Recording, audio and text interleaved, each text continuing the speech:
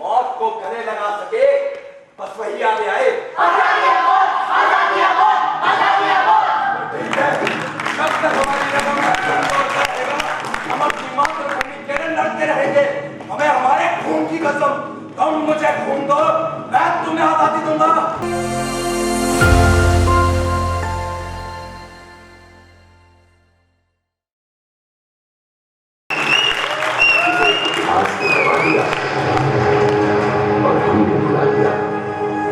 प्रस्तुत है अजय खत्री द्वारा लिखित नाटक नागिन।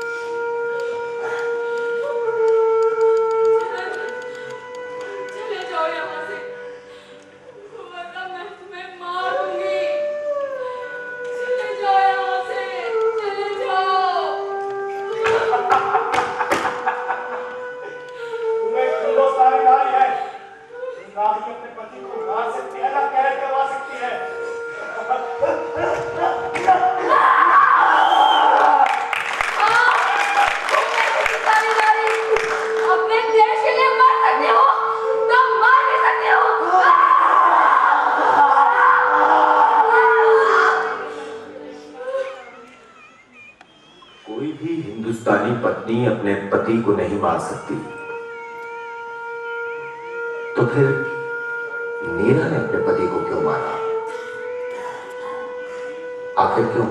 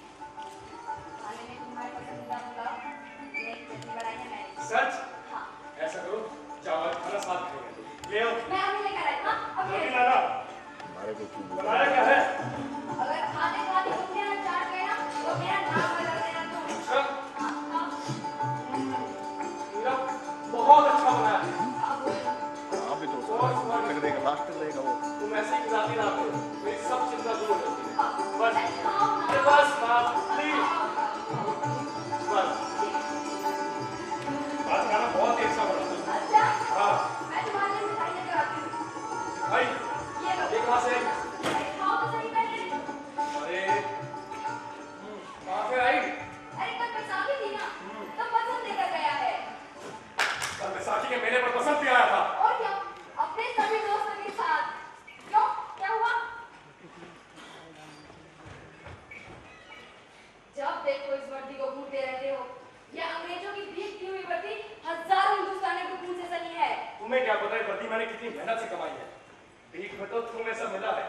झूठ के व्यापारी तुम्हारे धर्म पिता तुम्हें और तुम्हारे भाई को सड़क से घर उठा लाए थे। फूल बेचती थी ना पहले? हाँ, बेचती थी मैं फूल। अपने भाई का पेट भरने के लिए बेचती थी। कम से कम उसकी गुलामी तो नहीं करती थी। गुलामी मैं भी नहीं करता। गुप्ता में भाग में बड़ी संस्कारी हूं मैं। और अपने ही लोगों को भड़काते हो।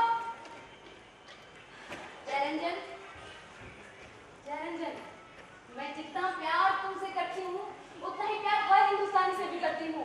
प्यार मैं भी तुमसे करता हूँ, लेकिन मैं अपनी पत्नी के प्रति समर्पित हूँ। मैं अपने फर्ज से पीछे नहीं हट सकता। मेरा फर्ज? कैसा फर्ज? तुम अपना रोज कहना नाम बताते हो, कभी श्रीकांत, कभी जयरंजन, कभी प्रताप। तुम एक हिंदुस्तानी हो, अपने लोगों का साथ दो।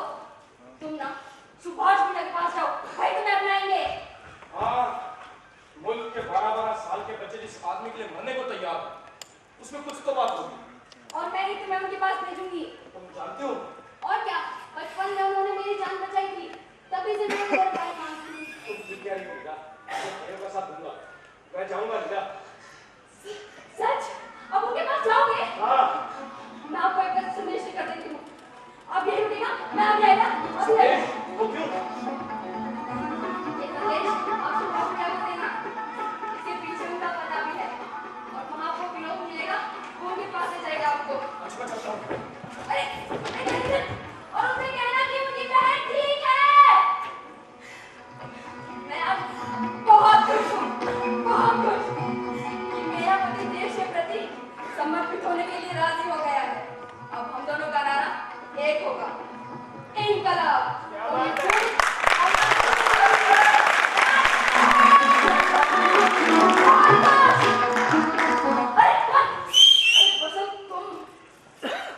मुझे डरा ही दिया था।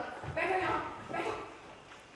तुम्हें यहाँ आते तो नहीं देखा ना किसी ने? नहीं दीदी, मुझे किसी ने नहीं देखा। मैंने तो कितनी बार कहा है, यहाँ मत आया करो। क्यों, तुम्हारा बच्चे रेशो का चट्टू है इसलिए? अब जो भी है, खैर तो मेरा पति ही ना, जान से थोड़ी मार सकती हूँ उसे मैं। अरे तुम उसे छोड़ो, आज इतनी खुश क्यों हो?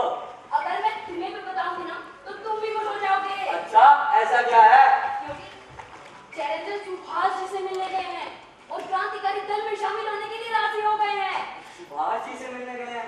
नहीं, मुझे विश्वास नहीं हो रहा। विश्वास मुझे भी नहीं था, पर मैंने खुद उन्हें तिलक लगाकर भेजा है। तो मतलब आज से इस घर में भी क्रांति की खुशबू होगी? अरे वाह, ये बात मैं सीख कर पूरे शहर में बता दूंगा। और पसंद, अब मेरा है? एक काम करना, क्या? ये मेरी कुछ बात सुभाष भैया को देना। बात वो क्यों? तुम उनसे कहना कि हर साल की तरह मैंने अपने बालों की राखी बनाकर उनके लिए भेजी है, वो खुद समझ जाएंगे। ठीक है बहन, मैं चलता हूँ, अपना ध्यान रखना। अरे पसंद, हीरा! अरे हीरा! आ गया। ये लीजिए, आप सुभाष भैया से मिले। आपने क्या बात की उसे? घर के बाहरी पुस्तक किसने लगाए? ये पोस्टर, अरे पसंद नहीं लगाई है। आप पहले ये तो बताइए, आपने क्या बात की उनसे? घर के बाहर पसंद के पोस्टर क्यों लगाए? क्योंकि खुदीराम बोस और कन्हैयालाल हंसते हंसते अपने देश के लिए फांसी पर चढ़ गए, और सुभाष भैया जहाँ भी जाते हैं इन्हीं की प्रशंसा करते हैं। हटाओ इस पोस्टर को, ये घर हमारे रिश्तेदार नहीं लगते। ये क्या किया आपने? आप फिर नहीं रिश्तेदार तो नहीं, लेकिन देश के अध्यक्ष हैं ये लोग। लेकिन सरकार ये आतंकवादी मानती है। जब देश आजाद होगा तो क्रांतिकारी भी माने जाएंगे। ये एक आतंकवादी ही है, तुम्हारा भाई भी उन्हीं में से एक है। वो सुभाष जब थे मेरे निशाने से बच निकला, वरना उसके माथे में गोली मार देता मैं।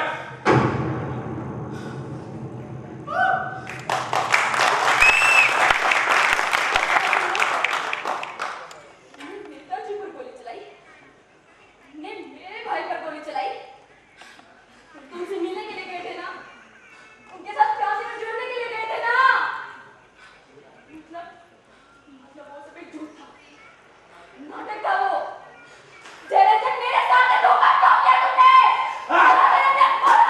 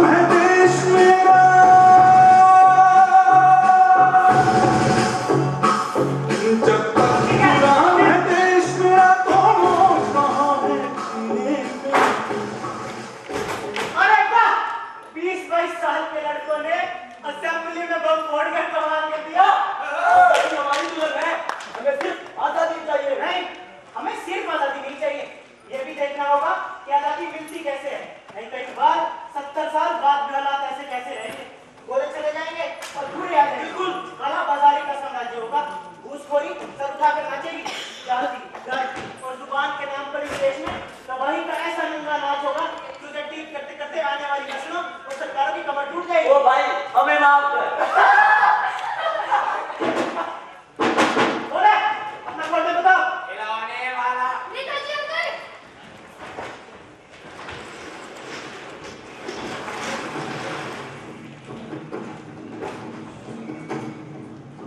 दोस्तों, ये ब्रितानी हुकूमत मुझे कांटे की तरह चुभने लगा है। अगर हमें अपने देश का भला करना है, समाज के जो गिरे हुए तबके के लोग हैं, उन्हें ऊपर उठाना होगा। हमारे दल का काम होगा समाज सेवा, मौत के लिए हमेशा तैयार रहना।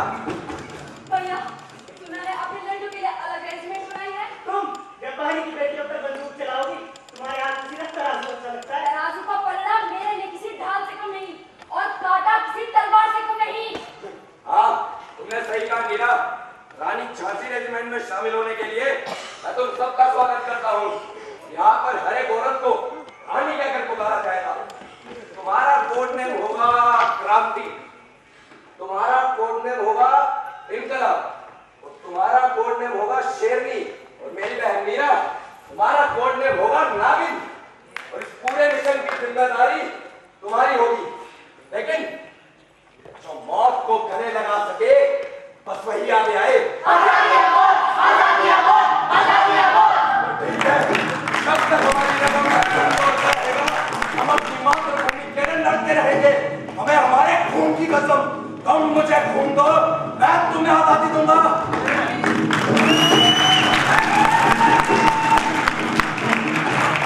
पहले देश के कोनों से कोरोना को बाहर निकलना होगा, फिर धीरे धीरे पूरा भारत हमारा।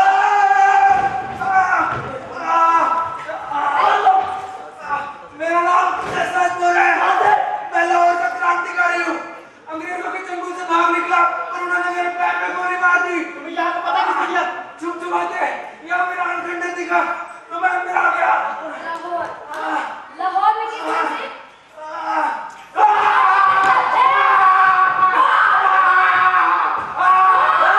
बस करो नीला, वरना ये यहीं मर जाएगा।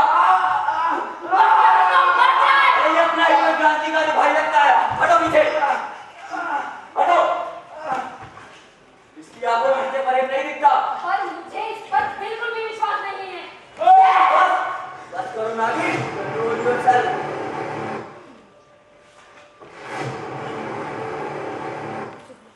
सुभाष भैया की बात याद नहीं है? अपने आप कान खुले रखो और अपने भाइयों को पहचानो।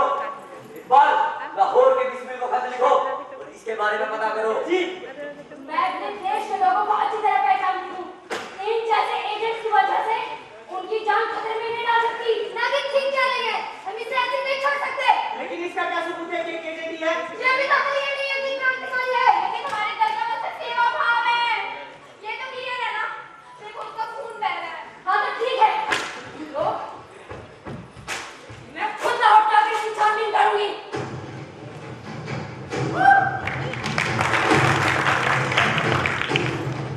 मान लो इसे, जानकी, फटाफट करो। जाओ तुम से आवे। बस, बस। एक बात सुनो, अगले हफ्ते हमें बहुत महत्वपूर्ण रैली में जाना है, जहाँ पे आजाद हिंद फौज के लिए नए क्रांतिकारी भाइयों को इकट्ठा करना है। समझे जी? तुम समझे? क्या बात है, नए नए आए हैं और इतनी जल्दी सुभाष जी से मिलने का मौका मिला है। जी बिल्कुल। क्या बात, क्या बात। दोस्तों, हमारा मिशन क्या है? आजादी। और उसके लिए हमें क्या करना होगा? खून मारना होगा। तो आपके इस जज्बे की अब परीक्षा आ गई है।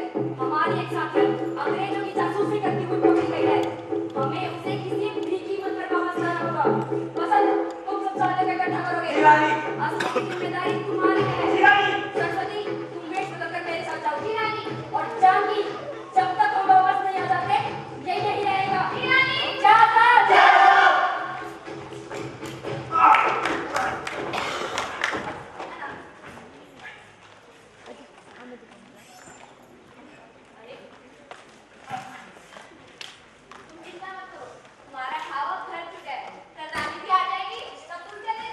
रानी क्यों बोलती हो?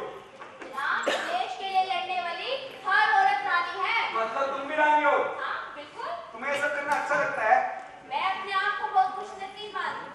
मैंने कई लोगों की जान बचाई। जैसे मेरी।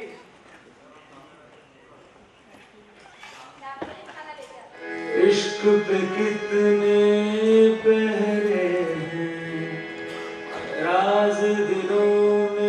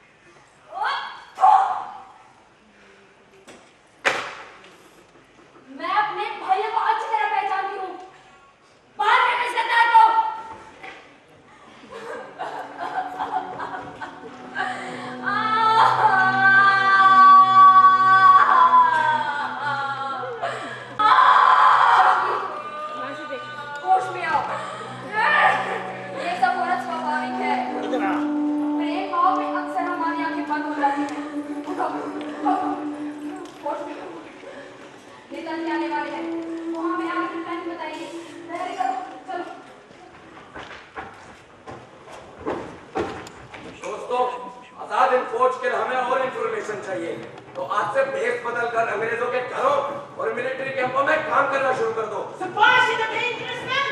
He's making an army. Bloody Assad will fought. We have to stop him. हमारे एजेंट उन्हें ढूंढ रहे हैं, हम जल्दी ही उन्हें पकड़ लेंगे सर। मेरी सुरक्षा की जिम्मेदारी नागिन की होगी। Find him and lead them faster. Yes sir. नागिन से मिली हुई जानकारी के आधार पर हमने मलाया से थाईलैंड और फिर बर्मा के रास्ते होते हुए हिंदुस्तान तक पहुंचने का नक्शा तैयार किया है और अब इसी के सहारे हम दिल्ली भी पहुंचेंगे। चलो दिल्ली। एक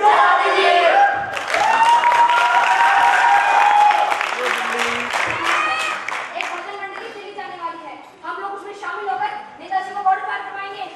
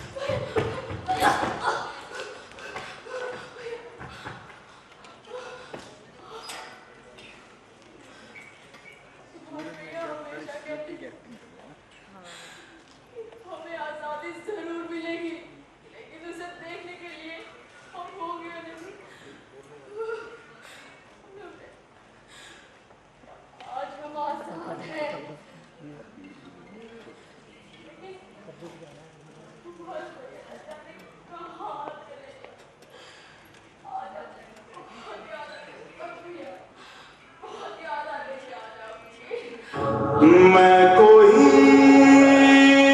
भगवान नहीं जो मूर्ति में ढलूं। मैं कोई शब्द नहीं जो किताबों में रहूं। है बस यही तमन्ना